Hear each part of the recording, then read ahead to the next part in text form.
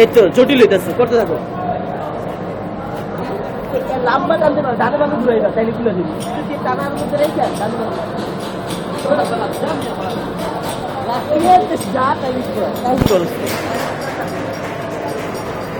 ওটা গরম লাল হয়ে অনেক সুন্দর করতেছি তো, ওটা গরম হয়ে ভালো করে কর ভাই। এক জায়গায় হয়েছে অনেকখানি, ওই পাশে গিয়া করো, ওই পাশে লোক সারের জায়গা না, সারের জায়গায় রস্তি করে হলো।